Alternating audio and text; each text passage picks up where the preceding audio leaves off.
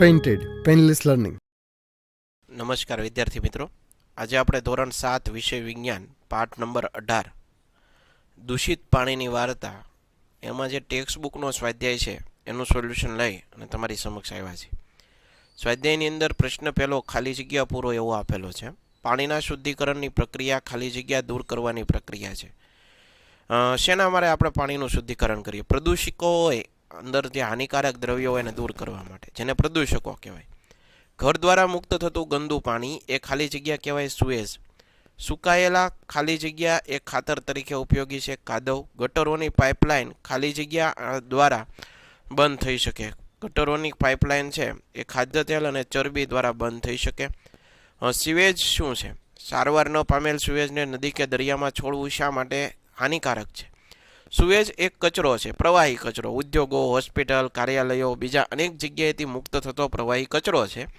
હવે આને સારવાર ન પામેલા સુએજની સ્વાસ્થ્ય માટે હાનિકારક છે. જો તેને નદી કે નાળાની અંદર કે સરોવરની અંદર તમે આમનામ છોડી દેવામાં આવે તો એ નુકસાનકારક છે. તે જમીનની સપાટી પરના જળાશયો, ભૂગર્ભ જળ બંનેને પ્રદૂષિત કરે. તેથી તેને નદી કે દરિયામાં છોડવું હાનિકારક છે. તેલ અને ચરબીયુક્ત પદાર્થો ગટરમાં શા માટે ન છોડવા જોઈએ? સમજાવો. તેલ અને ચરબીયુક્ત પદાર્થો ગટરમાં નાખવામાં આવે તો તે ચીકાશવાળા હોવાથી પાઇપમાં જામી જાય. વળી તેના સાથે માટી કે કચરો જામી જાય. આથી ગટરમાં પાણી વહેવામાં રૂકાવટ પેદા કરે. અન્ય કારણે ગટર બ્લોક થઈ જાય. પરિણામે ગટરમાંથી ગંદુ પાણી ઉમેરાય છે. આથી તેલ અને ચરબીયુક્ત પદાર્થો ગટરમાં છોડવા જોઈએ નહીં. ગંદા પાણીની સારવાર દરમિયાન શુદ્ધિકરણ માટેના જુદા જુદા તબક્કાઓ જણાવો. ગટરના ગંદા પાણીની સારવાર એટલે કે વેસ્ટ વોટર ટ્રીટમેન્ટ પ્લાન્ટ દરમિયાન શુદ્ધિકરણ માટેના જુદા જુદા તબક્કાઓ નીચે મુજબ છે. ગટરના ગંદા પાણીને બાર સ્ક્રીન માંથી પસાર કરવામાં આવે છે. આથી મોટી વસ્તુ જેવી કે ચિત્રા, લાકડી, પ્લાસ્ટિકના પેકેટ, હાથ રૂમાલ વગેરેને દૂર કરી શકાય. પછી ગંદા પાણીને અવસાદન ટાંકામાં લઈ જવામાં આવે છે. અહીં પાણીના પ્રવાહની ઝડપ ઓછી કરી દેવામાં આવે છે. ત્યાં રેતી, કાંકરી, પથ્થર વગેરે નીચે અવસાદિત થાય. ત્યારબાદ પાણીને મોટા ટાંકામાં લાવવામાં આવે છે. ટાંકો મધ્ય ભાગ તરફ ઢળેલો હોય છે. તે ભાગમાં મળ જેવા નકામા ઘન પદાર્થો તળિયે બેસી જાય, જેને સ્ક્રેપર દ્વારા વારંવાર દૂર કરવામાં આવે છે. તેને કાદવ કહેવામાં આવે. પાણી પર તરતા તેલ કે ચરબી જેવા પદાર્થોને સ્ક્રીમર દ્વારા દૂર કરવામાં આવે છે. આ રીતે પ્રક્રિયા પામેલ પાણીને સ્વચ્છ પાણી કહેવામાં આવે છે. સ્ક્રેપર દ્વારા દૂર કરેલા કાદવને અલગ ટાંકામાં લઈ જવામાં આવે છે. ત્યાં હજારક બેક્ટેરિયા તેનું વિઘટન કરી બાયોગેસ ઉત્પન્ન કરે છે. શુદ્ધિકરણ પામેલા પાણીમાં એરેટર દ્વારા હવા ઉમેરવામાં આવે છે. તેમાં જારક બેક્ટેરિયા વૃદ્ધિ પામી મળ, ખોરાકનો કચરો, સાબુયુક્ત કચરો, બીજા અનિચ્છનીય પદાર્થોનું વિઘટન કરે છે. અમુક કલાકો પછી નિલંબિત બેક્ટેરિયા ટાંકામાં તળિયે એકઠા થાય, જેને ક્રિયાશીલ કાદવ કહેવાય. ત્યારબાદ પાણીને ઉપરથી દૂર કરવામાં આવે છે. ક્રિયાશીલ કાદવમાં 97% પાણી છે. હવે પાણીને રેતી, સૂકવણી પથારી અથવા તો મશીન દ્વારા દૂર કરવામાં આવે છે. સુકાયેલા કાદવ ખાતર તરીકે વપરાય છે. પ્રક્રિયા પામેલ પાણીમાં ખૂબ જ ઓછા કાર્બનિક પદાર્થો અને નિલંબિત દ્રવ્યો હોય છે. હવે તેને સમુદ્ર, નદી અથવા તળાવ કે જમીન પર છોડવામાં આવે છે. કુદરત ફરીથી તેને શુદ્ધ કરે છે. કેટલીક વાર પાણીને ક્લોરીન અથવા ઓઝોન જેવા રસાયણો ઉમેરી તેને જંતુ મુક્ત કરવામાં આવે છે. જે આ રીતની આખી ટ્રીટમેન્ટ કરવામાં આવે છે, જે તમે જોઈ શકો.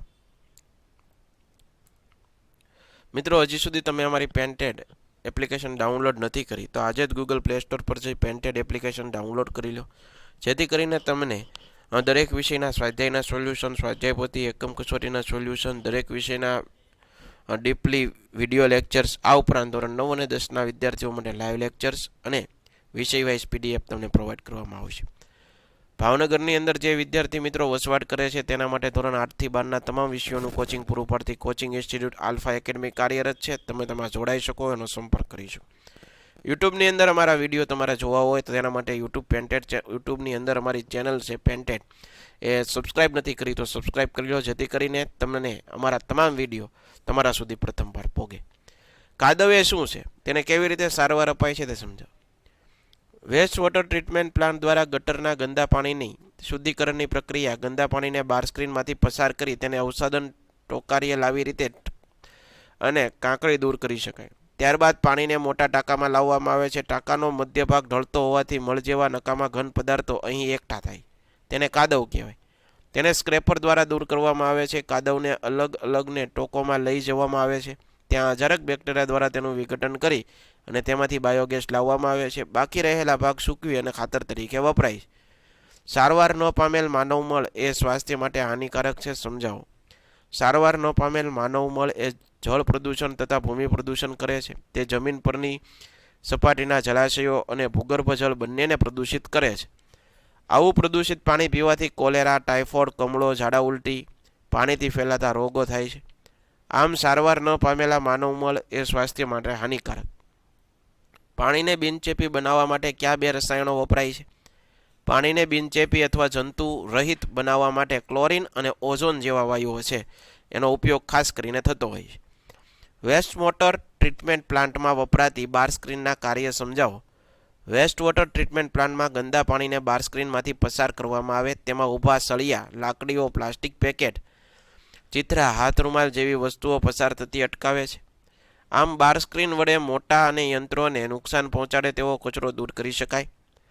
સ્વચ્છતા અને રોગો વચ્ચેનો સંબંધ સમજાવો. સ્વચ્છતા જાળવવાથી રોગો ફેલાવાની શક્યતા ઓછી રહે છે. ખુલ્લી ગટરના ગંદા પાણી ગટરમાંથી બહાર આવે તો મચ્છર, માખી, કીટકોનો ઉપદ્રવ વધે અને ગંદકી ફેલાય. આથી રોગચાળો ફેલાય છે. પીવાના પાણી ગટરના ગંદા પાણી ભેળવાય ત્યારે કોલેરા, ટાઇફોઇડ, કમળો, ઝાડા જેવા પાણીથી ફેલાતા રોગો થાય. સ્વચ્છતા ન જળવાય તો રોગો થવાની શક્યતા વધે છે. આમ સ્વચ્છતા અને રોગો વચ્ચે સંબંધ છે. સ્વચ્છતાના સંદર્ભમાં જાગૃત નાગરિક તરીકે તમારો ફાળો જણાવો. ગટર ઉભરાય તો જાગૃત નાગરિક તરીકે ગ્રામ પંચાયત કે મ્યુનિસિપાલિટીને જાણ કરવી જોઈએ. ગટરોના ઢાંકણા ન હોય કે કોઈ ઘરનું પાણી પાડોશીના ઘર આગળ ગંદકી કરે તો તેને સમજાવી તેમ થતું રોકી શકાય. પીવાનું પાણી ડોળું આવે તો પણ નગરપાલિકાને જણાવી ફરિયાદ કરી શકાય. જો કોઈ ગંદકી ફેલાવે તેવું કાર્ય કરે તો તેને સમજાવી શકાય, રોકી શકાય. સારી સ્વચ્છતા સભર પદ્ધતિઓ અપનાવવા એ આપણી જીવનશૈલી હોવી જોઈએ. તમારી વ્યક્તિગત પહેલ કે પ્રતિનિધિત્વ એ ખૂબ જ વિશાળ ફેરફાર સર્જે છે. લોકોના સહિયારા પ્રયાસથી ઘણું બધું શક્ય બની શકે. અહીં ક્રોસવર્ડ પઝલ કોયડો આપેલ છે. આપેલ ચાવીઓનો જવાબ અંગ્રેજી શબ્દોની મદદથી તમે આપી શકો. બરોબર છે. તો તમને આપેલો છે અહીં આડી ચાવી પ્રવાહી કચરો, સુએજ ટ્રીટમેન્ટ ઘન કચરો, સ્વચ્છતાને લગતો કચરો. તો તમારે શું કરવાનું છે? એને ઊભી ચાવીમાં ગોઠવવાનું. વપરાયેલ પાણી, સુએજ લઈ જતી પાઇપ, સૂક્ષ્મજીવો જે કોલેરા માટે જવાબદાર છે, પાણીને બિનચેપી બનાવતું રસાયણ. તો એ આવી રીતે તમે કરી શકો. 12મું છે ઓઝોન વિશેના નીચેના વિધાનોમાં અભ્યાસ કરો. તો એની અંદર બી 2 અને 3 એ સાચું છે. તે પાણી બિનચેપી બનાવવા જરૂરી છે. ત્રીજું, તે પારજાંબલી કિરણોનું શોષણ કરે છે. બરાબર છે.